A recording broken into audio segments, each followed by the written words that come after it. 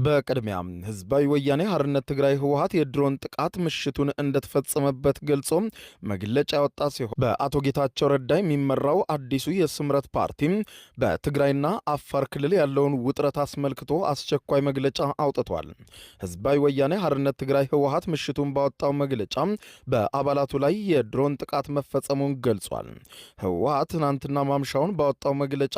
የትግራይ ክልል ከአፋር ጋር በሚዋሰንበት አካባቢ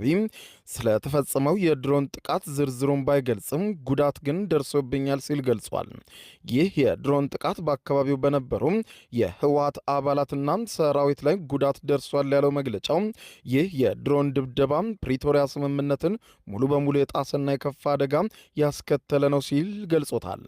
አንድ ስማቸው እንዳይገለጽ የጠየቁ የህወሓት ከፍተኛ ወታደራዊ ባለስልጣን ለቢቢሲ በሰጡት መረጃ በሰው አልባ በራሪ አውሮፕላን ወይም ድሮን ጥቃት የተፈጸመው ከሌሊቱ 9 ሰዓት አካባቢ እንደሆነ አመልክተዋል። ባለስልጣኑ ጥቃቱ የተፈጸመው በትግራይና አፋር ክልል አዋሳኝ አካባቢ በሚገኝ ሚልካ በሚባል ወታደራዊ ካምፕ ላይ መሆኑን ጨምረው ገልጸዋል።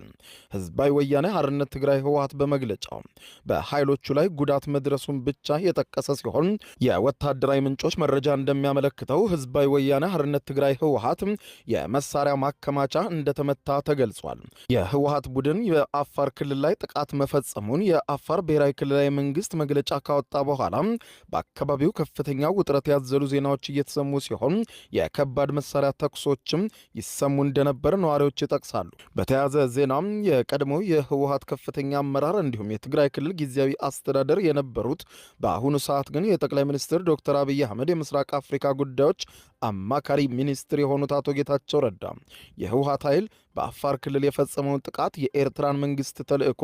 እያስፈጸመ መሆኑን ማሳያ ነው ሲሉ መክሰሳቸው የተሰማ ሲሆን በአቶ ጌታቸው ረዳና በቀድሞ የህወሓት ማዕከላዊ ኮሚቴ አባላት የተመሰረተው ዴሞክራሲያዊ ስምረት ለትግራይ ፓርቲ አመሻሹ ላይ ባወጣው መግለጫ እንዳለው ከሆነም በትግራይ ክልል የሚንቀሳቀሱ ሁሉም የፖለቲካ ኃይሎች ልዩነታቸውን በውይይት ብቻ እንዲፈቱ በተደጋጋሚ ጥሪ ሲያደርግ መቆየቱን አስታውሶ ሆኖም ግን ክልሉን እንደ ግል ሀብቱ የሚቆጥረው ህዝባዊ ወያኔ ሓርነት ትግራይ ህወሓት ከኮር በላይ የተባሉ ወታደራዊ አዛዦችን በመጠቀም እኔ ያልኩት ብቻ ይሁን በማለት ክልሉን ወደ ከፋ ሁኔታ እያስገባው ነው ሲል ወቅሷል።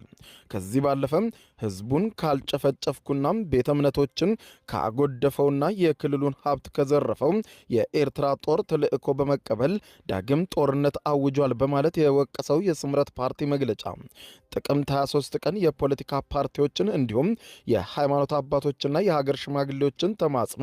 ወደ ጎን በማለት በደቡብ ትግራይ ዞን ወጀራትና ራያ አዘቦ ወረዳዎች ውስጥም በሚገኙ የነፃ መሬት ታጣቂዎች ላይ ህወሓት ተኩስ መክፈቱን የጠቆመው ፓርቲው በወቅቱ ባደረሰው ጉዳትም ባለመጸጸት ከቀናት በኋላም በአፋር ክልል 6 ቀበሌዎችን በኃይል መቆጣጠሩን በማንሳት ይህም የኤርትራ መንግስትን ተልእኮ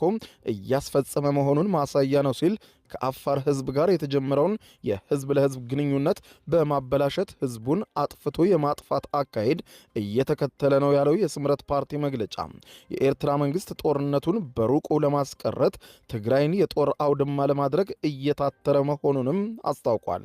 የትግራይ ክልል ጊዜያዊ አስተዳደር በበኩሉም የአፋር ክልል መንግስት ያቀረበው ክስ መሰረተ ቢስ እንደሆነ ገልጾ አንዱን አካል መርጦ በመደገፍና በመቃወም አሊያም በአንደኛው ጀርባ በመታዘል ትግራይን የጦርነት አውድማ ለማድረግ የምትሰሩ ያላቸውን ነገር ግን በስም ያልጠቀሳቸውን አካላት ከድርጊታችሁ ተቆጠቡ ሲል በደፈናው አውግዟል። የህዝባዊ ወያኔ ሓርነት ትግራይ ህወሓት ኃይሎች የአፋር ክልልን ተሻግረው ጥቃት ማድረሳቸውን ተከትሎ በርካታ ዓለም አቀፍ መገናኛ ብዙሃኖች ሁኔታውን ከ5 ዓመት በፊት የተቀሰቀሰውንና ደም አፋሳሽ የነበረውን የሰሜን ኢትዮጵያውን ጦርነት በድጋሚ ሊቀሰቀስ የሚችል ስጋት ተደቅኗል ሲሉ ኢትዮጵያን በተመለከቱ ዘገባዎቻቸውን በፊት ለፊት ገጻቸው ይዘው እየወጡ ነው። ጥቃቱን ተከትሎ ክስተቱ የፕሪቶሪያውን የሰላም ስምምነት ከተፈረመ ወዲህ አደገኛ ክስተት እንደሆነ የቱርኩ መገናኛ ብዙሃን አናዶሉ የዜና ወኪል ሲገልጽ ህወሓት በኢትዮጵያ ማዕከላዊ መንግስት ውስጥ የነበረውን የበላይነትና ስልጣኑን ካጣ በኋላ የተከተለው ውዝግብ ግጭት ማስከተሉን ያስታወሰው አልጀዚራ ደግሞ በበኩሉ ረቡዕ ዕለት የተቀሰቀሰውን ግጭት ተከትሎ በአካባቢው ከባድ ስጋት መፈጠሩን በዘገባው አስታውቋል። የዩናይትድ